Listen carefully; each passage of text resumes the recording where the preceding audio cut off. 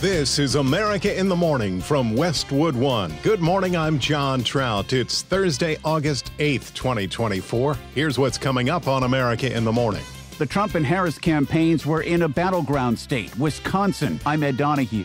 Tropical storm Debby pushes bad weather up the East Coast. I'm Julie Walker. A come-from-behind classic for American Quincy Hall. He wins gold in the 400-meter event. I'm Steve Futterman at the Summer Olympics in Paris.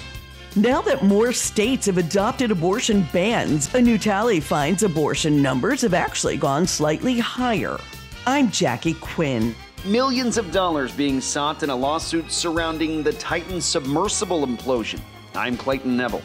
Taylor Swift's 3 concerts in Austria have been called off over fears of an attack. I'm Margie Zaraletta with the latest. All ahead on America in the Morning.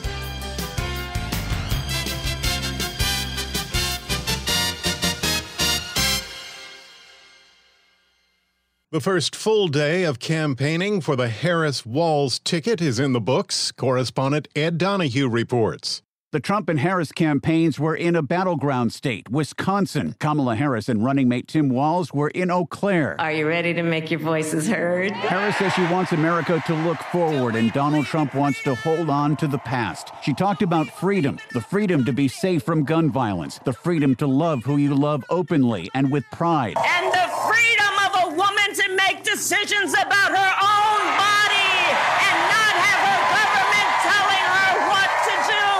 Also in Eau Claire was Donald Trump's running mate, J.D. Vance. He's been listening to the Democrat rhetoric. They're going to try to call us weird for the next 93 days. And what's going to happen is the American people aren't going to care about it because they don't care about some tagline written by a social media intern. They care about which president and which vice president is going to make their country better. Donald Trump told Fox News he wants to debate Harris and would prefer it to be on Fox, but suggested openness to debating on ABC News. I'm Ed Donahue. The effects of Tropical Storm Debby are being felt as far away as the Great Lakes. Correspondent Julie Walker has the latest. Tropical storm Debby pushes bad weather up the East Coast and doesn't give a break to residents as far away as the Great Lakes. National Weather Service meteorologist Scott Kleebauer. The combination of the moisture streaming out ahead of Debby, plus the front in the area, and the disturbance that was swinging through the Great Lakes, we had a multi-round period of showers and thunderstorms. In New York and New Jersey, heavy rain, flooding roadways and streets, stranding motorists. Some areas saw as much as 4 to 6 inches of rain within a span of 2 to 4 hours. The storm brought heavy rain to Florida, Georgia, and the Carolinas since coming ashore on the Gulf Coast of Florida early Monday. I'm Julie Walker. Another close call on the track results in a gold medal for Team USA. Correspondent Steve Futterman files this report. With 100 meters left last night in the men's 400-meter race, American Quincy Hall, the favorite, was in trouble. He was in 4th place. Then suddenly something happened.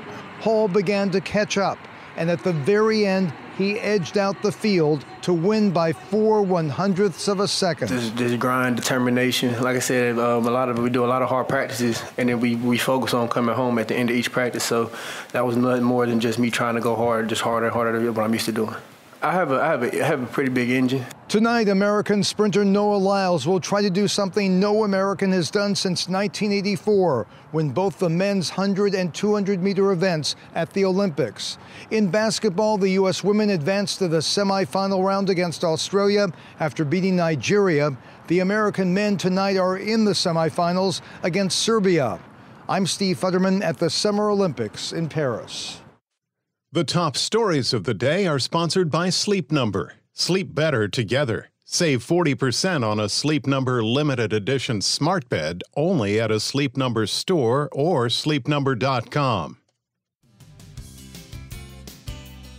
Abortions on the rise. The result of a new poll when America in the Morning continues after these messages.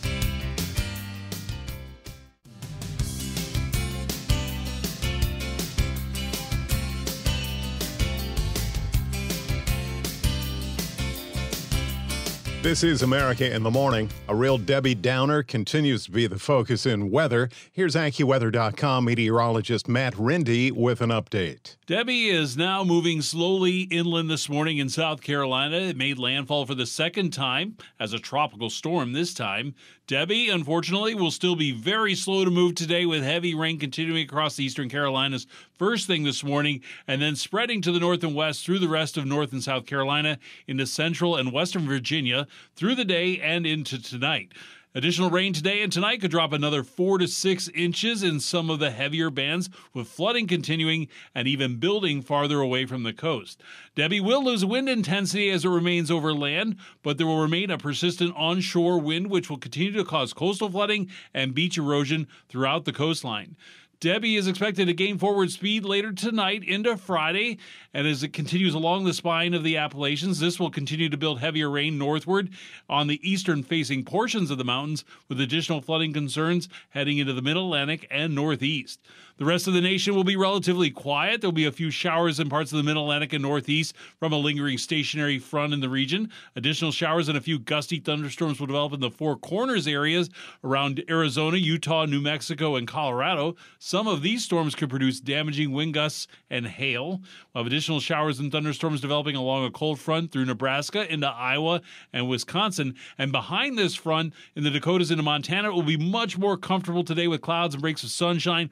We'll have highs in the 60s and low 70s. Across the southern plains, it will remain dry and hot in places like Texas and Oklahoma, hitting at least 100. That's the nation's weather. I'm AccuWeather.com meteorologist Matt Rindy. Remember to follow us wherever you get your podcasts, Apple, Spotify, Amazon, and YouTube. Just search America in the Morning in your favorite listening app. I'm John Trout. A new study finds that the number of abortions is increasing in the wake of the Supreme Court overturning Roe v. Wade. Correspondent Jackie Quinn reports.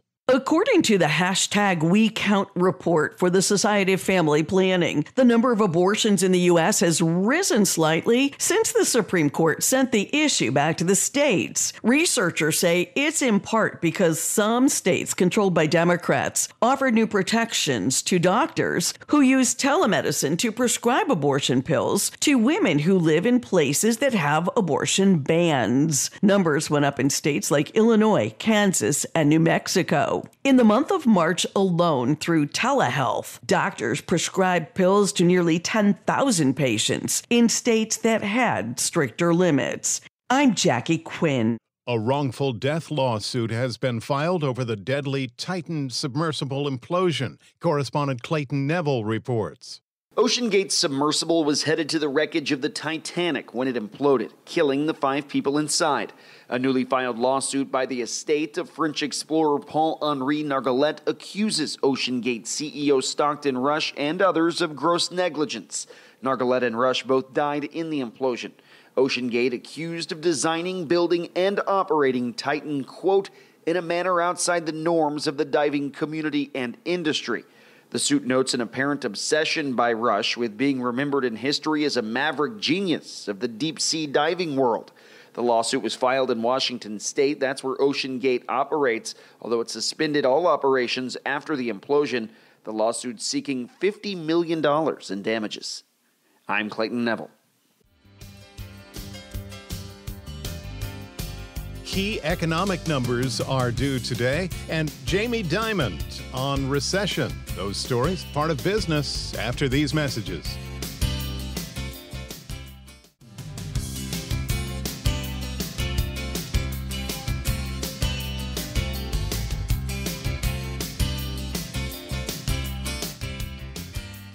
Welcome back. You're with America in the Morning.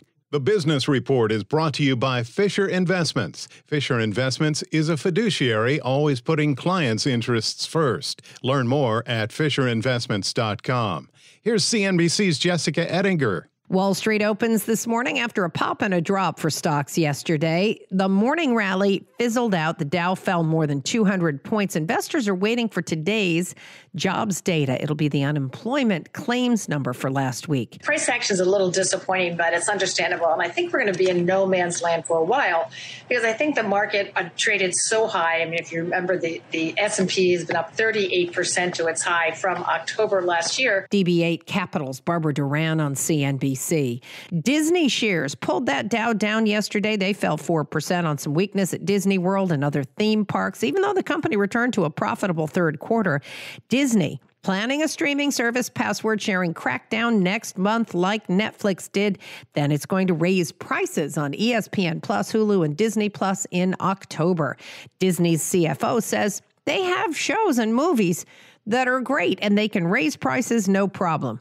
People tend to focus on price, but remember, value is what the consumer receives. Price is what the consumer pays. We had the three biggest films, the biggest film in May, biggest film in June, and biggest film in July in total. And the value that we're putting into the streaming service with our IP right now, with Inside Out 2 coming, and with all the great TV shows like The Bear and Abbott Elementary and Shogun, we feel like we're earning pricing, and as a result, we can take that pricing. Disney's chief financial officer, Hugh Johnston, on CNBC.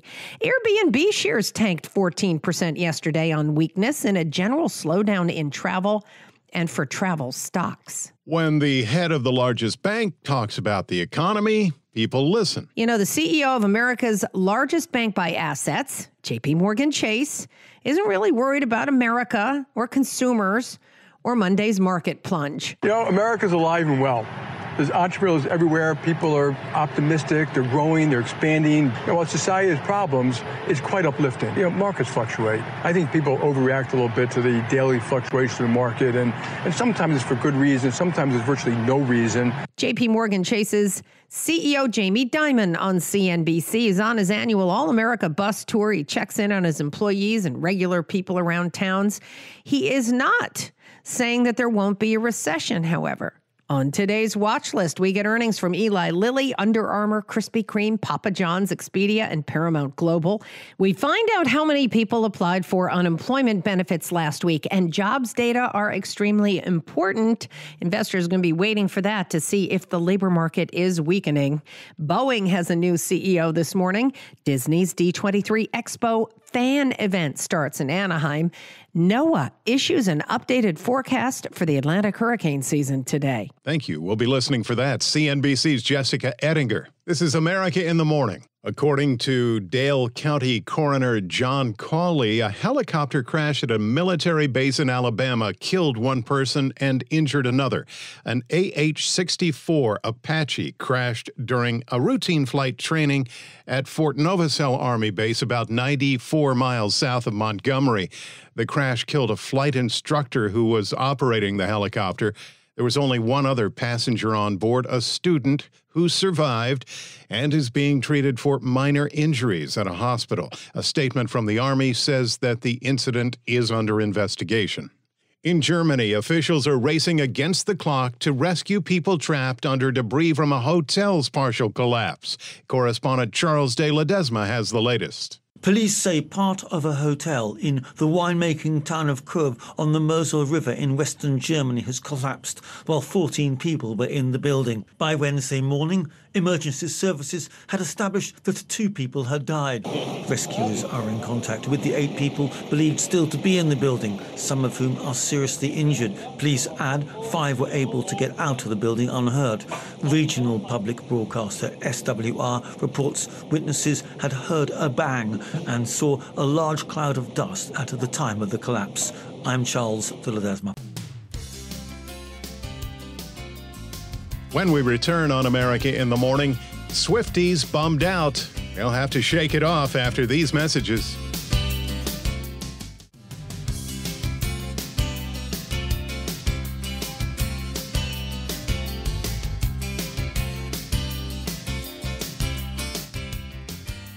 This is America in the Morning. Taylor Swift's 3 concerts in Austria have been called off. Entertainment correspondent Margie Zaraletta explains. Taylor Swift's Eras Tour was due to stop in Vienna on Thursday, Friday, and Saturday. Event organizer Barracuda Music says on Instagram, government officials confirmed an attack was planned and Barracuda had no choice but to cancel the shows. Austria authorities say they arrested 2 suspected extremists near Vienna, one of whom was focused on Swift's concerts, according to the Austria press agency. The report quotes Public Security Director Franz Ruf of Austria's Interior Ministry as saying authorities had secured chemical substances and were evaluating them, but did not give details. I'm Margie Zaraletta. The Small Business Administration is expanding the Clean Energy Loan Program. Correspondent May Anderson explains. The Small Business Administration is looking to attract lenders to finance small businesses' clean energy projects. The SBA doesn't give out loans itself. Instead, it works with lenders to offer small businesses loans that often carry lower interest rates than traditional loans. The SBA wants to bring in lenders ranging from hyper-local microlenders to nationally oriented financial institutions. Lenders can apply to become a microlender, offering loans up to $50,000, a certified development company, which are nonprofits focused on economic development of their communities, or a community advantage small business lending company, which is a non-bank lender focused on mission-driven projects. New applications for community advantage small business lending companies will be accepted soon, authorizing them to make larger loans of up to $500,000 from $350,000 previously, or $2 million to finance climate-related projects. May Anderson, New York. America in the Morning for Thursday, August 8th, 2024 is produced by Alexander Hinton. Our senior producer, Kevin Delaney. I'm John Trout. This is Westwood One.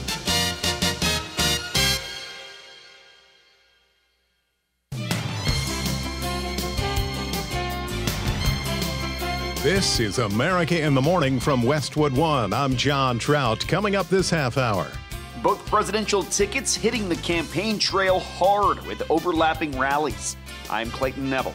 4 hotel workers in Milwaukee charged with murder after holding down a black man. I'm John Stolness. Compelling testimony from passengers and Boeing executives were grilled at an NTSB hearing of an Alaskan airline mid-flight blowout. I'm Sue Aller. The National Highway Traffic Safety Administration wants to know more about a fatal crash involving a Tesla Cybertruck. Ed Donahue, Washington. Back after these messages.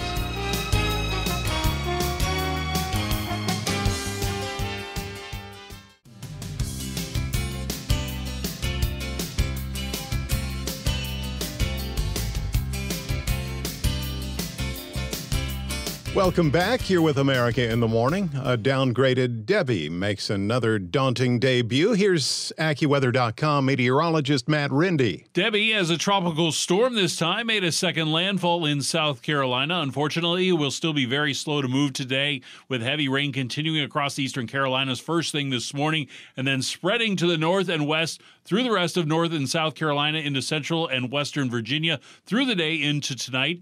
Additional rain today and tonight could drop another 4 to 6 inches in some of the heavier bands, with flooding continuing and even building farther away from the coast. Debbie will lose wind intensity as it remains over land today, but there will still remain a persistent onshore wind, which will continue to cause coastal flooding and beach erosion throughout the coastline.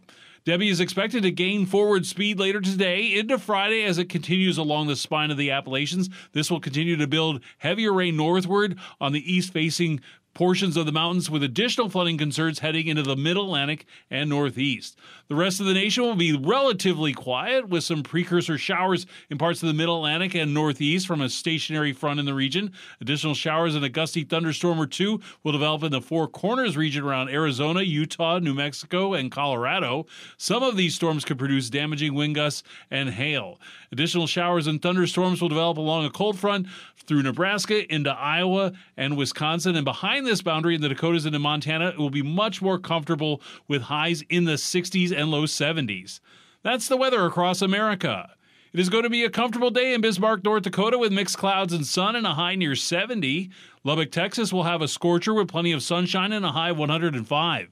That's the nation's weather. I'm AccuWeather.com meteorologist Matt Rindy. Follow us wherever you get your podcasts, Apple, Spotify, Amazon, YouTube. Just search America in the Morning in your favorite listening app. I'm John Trout. With the names on the ticket finalized, the presidential campaign trail is taking a turn. Following the contest, Correspondent Clayton Neville. A day after Vice President Kamala Harris announced Minnesota Governor Tim Walz as her running mate, the Democratic leaders hit the campaign trail together with stops in Michigan and Wisconsin, two key battleground states. I couldn't be prouder to be on this ticket to help make Kamala Harris the next president of the United States. Governor Walz pushed what he called a commitment to a common good. A belief that one single person can actually make a difference. Harris, now the Democratic presidential nominee, revved up the crowds. The path to the White House runs right through this state. And with your help, we will win in November. We are going to win. She also touted reproductive rights and warned about her opponent, former President Donald Trump's stance on the issue. If he wins, we all know he will sign a national abortion ban to outlaw abortion in every state, even in Wisconsin. Also campaigning in Michigan and Wisconsin yesterday was Trump's running mate, J.D. Vance, who went after Harris's record. And if what Kamala Harris has done at the southern border, and if what Kamala Harris has done to raise the price of groceries and housing, if that doesn't bother you, then I think that you don't have a pulse. Senator Vance with some harsh words for Walz, too. The governor's a retired command sergeant. He never served in combat, but Vance insists that Walz has claimed to, and accused his opponent of misleading the public about his military service. What bothers me about Tim Walz is the stolen valor garbage. Do not pretend to be something that you're not. And if he wants to criticize me for getting an Ivy League education, I'm proud of the fact that my mamaw supported me, that I was able to make something of myself. I'd be ashamed if I was him and I lied about my military service like he did. With the overlapping rallies in the books, both campaigns are on to the next. Talk of debates ramping up as former President Trump says he'll likely debate Harris in the near future. I'm Clayton Neville. 4 Milwaukee hotel workers have been charged with murder in the death of a man they say was causing a disturbance. John Stolness has more. After pressure from family members following the death of Devontae Mitchell on June 30th, prosecutors have charged 4 employees of the Milwaukee Hyatt with Mitchell's death after holding him to the ground following a struggle. In much the same manner, George Floyd was killed. Stay down! A guest of the hotel captured the encounter on video, with Mitchell heard yelling for help in the background. Help! Please! This is what happens when you go into the ladies' room. Prosecutors say surveillance video shows Mitchell running through the hotel's lobby and into a women's bathroom, attempting to lock them inside with him. Off-duty security guard Brandon Turner dragged Mitchell out of the bathroom, and with the help of 3 other employees, bellhop Herbert Williams, on-duty security guard Todd Erickson, and front desk worker Devin Johnson Carson, held Mitchell down for about 8 minutes before ambulances arrived. In a news conference, attorney for the family, Desaya Harmon, says the men should have been charged before now. It's a relief. I'm grateful that they're charging them with something. I'm not satisfied. They should have done it a long time ago. It shouldn't have taken this long for them to do anything. The Milwaukee County Medical Examiner's Office said Mitchell suffered from heart disease, was morbidly obese, and had cocaine and methamphetamine in his system, and that lying on his stomach for a prolonged period of time resulted in restrained asphyxia. Another family attorney, William Sultan, says authorities tried to confuse things by citing Mitchell's health issues. What caused his death was the fact that 4 people beat him to death on a sidewalk and jumped on top of him for 15 minutes. That is why he's dead. It has nothing to do with him being overweight, having high blood pressure, or any other made-up fact. The complaint says the defendants knew holding Mitchell on his stomach was restricting his breathing. The employees maintain they didn't mean to kill Mitchell. One of their attorneys said Mitchell was very strong in trying to bite his client. They could receive 16 years in prison if convicted. I'm John Stolness. American athletes maintain their gold standard in Paris after another successful day at the Summer Games. Here's the update from correspondent Gethin Coolbaugh. The United States maintained its 2-gold lead on China while continuing to lap the field in the overall medal count on day 12 at the Paris Olympics. The Americans added 3 golds for a total of 27 and are approaching the century mark for overall medals with 94. Quincy Hall's electrifying comeback to win gold in the men's 400 meters headlined the day for Team USA. Hall overcame 3 runners in the final bend to cross the line in 43.40 seconds, the 4th fastest time time ever. I have a great group of guys that I ran against, and all I had to do was just run my race and then do what I could do. The U.S. cycling team of Chloe Dygert, Kristen Faulkner, Jennifer Valenti, and Lily Williams won gold in women's team pursuit. Faulkner has 2 golds in Paris after winning the women's cycling road race. To have 2 and to have 2 golds is, I think it's a dream come true. It's more than I expected, and I think it gives me hope and confidence for the future as well. American Sarah Ann Hildebrandt also took gold in women's freestyle 50-kilogram weightlifting. A touch of winter came to the Summer Games when the U.S. figure skating team finally got its gold medals as 2022 Olympic champions. The special medal ceremony allowed the 9 Americans to parade on a runway in the bright Paris sunshine and gaze at the Eiffel Tower.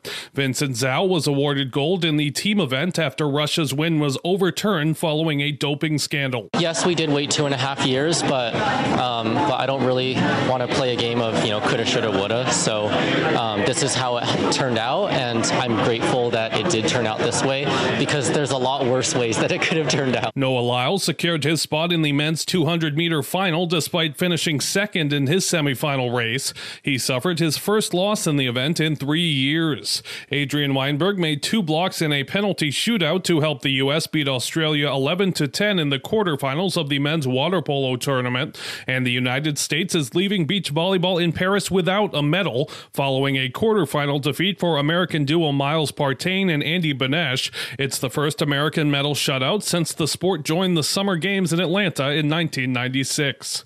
I'm Gethin Coolbaugh. More Olympic coverage from our Robert Workman coming up in sports. First, NTSB puts Alaska Airlines under the microscope, and British government wags their finger at Elon Musk. Those stories and more when America in the Morning continues after these messages.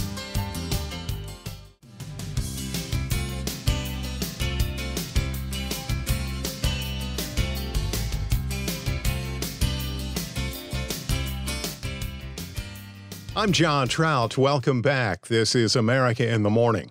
The NTSB is holding a hearing into the door plug blowout that happened on that Alaska Airlines flight earlier this year. Correspondent Sue Aller is following details. It was chaos. That's what passengers said about the mid-flight blowout of a door plug on Alaskan Airlines Boeing 737 MAX 9 this past January at an NTSB hearing into the incident. Boeing executives were grilled Wednesday over the company's workplace safety culture. Testimony from Boeing and Spirit Aero Systems executives testified about the manufacturing and inspection process. NTSB investigator in charge John Lovell spoke at the hearing. The MED plug left the Boeing Renton manufacturing plant and was delivered to Alaska Airlines without the 4 bolts having been installed that were required to secure it to the fuselage. Aviation expert Steve Ganyard spoke on ABC's World News Tonight. This is the first time we got to hear what really went on in that cabin, and the testimony is extraordinary. Think about that, an explosive decompression. The noise was so loud, the roar, so that the flight attendants couldn't communicate with each other. They couldn't communicate with the cockpit. Ganyard went on to say that the pilots didn't even know the extent of the problem until the aircraft landed. The hearing aims to uncover the facts and circumstances surrounding the incident and to make recommendations for improving aviation safety. I'm Sue Aller. A judge has cleared the way for independent presidential candidate RFK Jr. to appear on the November ballot in New Jersey. Correspondent Julie Walker has that story. A New Jersey judge ruling Robert F. Kennedy Jr. did not violate the state's sore loser law, potentially clearing the way for the independent presidential candidate to appear on November's ballot. The judge says because Kennedy did not formally seek the Democratic primary nomination in New Jersey, he can't be considered a sore loser. Meanwhile, he's in court in New York fighting another ballot battle over his residency, listing a Westchester address but moving to California. Kennedy says New York is his home, but his wife, Curb Your Enthusiasm actress Cheryl Hines, lives in Cali. I moved out to California in 2014 to support Cheryl, who could not move at that time. One of us had to. He made the comments on social media and says the plan was always to come back to New York. I'm Julie Walker. The National Highway Traffic Safety Administration is looking into a crash involving a Cybertruck. Here's Correspondent Ed Donahue with more. The futuristic new pickup was traveling near Houston early Monday when it left the road, hit a concrete culvert, and went up in flames. The driver was killed. NHTSA did not send crash investigators and has not opened a formal investigation. It did not say if it is investigating the cause of the fire or whether the driver was using a partially automated driving system. The death apparently is the first involving the angular stainless steel-clad truck. It went on sale in late November. So far, it has been recalled 4 times, including twice in June, to fix problems with trim pieces that can come loose and front windshield wipers that can fail. Ed Donahue, Washington.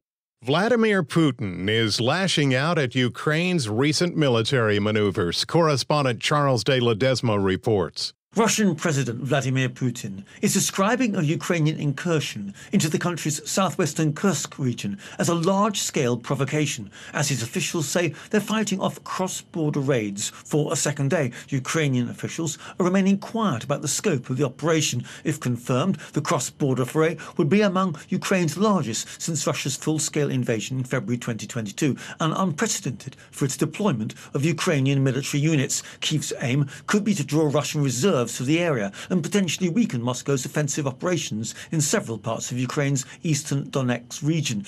But it could risk stretching outmanned Ukrainian troops further along the front line. I'm Charles de Ledesma. Elon Musk and other social media platforms are warned by the British government to crack down on inciting more violence or face the consequences. Chuck Palm has that in today's Tech News. The UK's Office of Communication, also known as Ofcom, has published an open letter to social media platforms raising concerns about the use of their tools to incite violence. The British government has also called on Elon Musk to act responsibly after comments he made on X saying that civil war is inevitable and that the British criminal justice system treats Muslims more leniently than the far-right activists. The protesters have also used other social media sites and messaging apps such as Telegram to organize new unrest. British ministers have discounted Musk's claims and disputed the framing of violent public disturbances as protests, instead branding the individuals as thugs and engaging in criminal acts. Many have questioned Ofcom's call to act now as ineffective or weak. Their response was to say that the social media sites should be enforcing their terms of service, including banning things like hate speech, inciting violence, and harmful disinformation. Leave a comment at allthetoptech.tech. I'm Chuck Palm. Thursday Sports is now in on America in the Morning. Here's Robert Workman. Baseball on Wednesday, the Phillies rallied past the Dodgers 9-4 in a matchup of division leaders, thanks largely to a 5 spot in the 6th, capped by Kyle Schwarber's 3-run blast. 1 of 3 he hit on the night, plus a 2-run double, 7 runs batted in total. Royals ripped the Red Sox 8-4, 2 homers, a double, and 4 RBI for Bobby Witt Jr. You prepare for that, and those moments are no different than the other moments. I feel like the pressure kind of brings me pleasure, and so I want to be up there in those situations and just know I just can control what I can control and just go up there and find a good pitch to hit. Orioles overpowered the Blue Jays 7-3. Anthony Santander went deep from each side of the plate. He has 34 dingers this year. Only Aaron Judge has more. Padres nipped the Pirates 9-8 in 10 innings. 2 big flies for rookie Jackson Merrill. The latter tied the game in the 9th. Marlins held off the Reds 6-4. Derek Hill hit a first-inning grand slam for Miami. Angels and Yankees split their makeup doubleheader. New York nabbed the opener 5-2. Luis Gil back on track with his 3rd straight win. LA took the nightcap 8-2. Zach Neto with a granny and 6 RBI. Diamondbacks swept a pair in Cleveland, beating the Guardians 7-3 and 5-3. 3 homers in each game for Arizona. Josh Bell had 2 of them in the second game. A's shaded the White Sox 3-2. Chicago's winning streak ends at 1. Brewers down the Braves 8-5. 16 hits, 14 of them singles, plus 2 doubles by Joey Ortiz. Tigers sank the Mariners 6-2. 7 innings of 3-hit ball for Tarek Skubal with 9 strikeouts. That gives him 13 wins, tied for the league lead. Mets over the Rockies 5-3. Astros topped the Rangers 6-4. Cubs clobbered the Twins 8-2. Cardinals dropped the Rays 5-2, and the Giants nailed the Nationals 7-4. NFL preseason week 1 begins tonight. The Panthers at the Patriots and the Lions at the Giants. Opening night is 4 weeks away. And Rafael Nadal will not play in the U.S. Open later this month. It's the 3rd major he's missed this year, raising more questions about how much longer the 38-year-old will continue to play. Nadal did say on social media that he will take part in the Laver Cup in Berlin next month. That's the tournament where Roger Federer bowed out 2 years ago. That's Thursday Sports. Thank you, Robert. When we return on America in the Morning, here comes a heat wave. There goes your bank account. After these messages.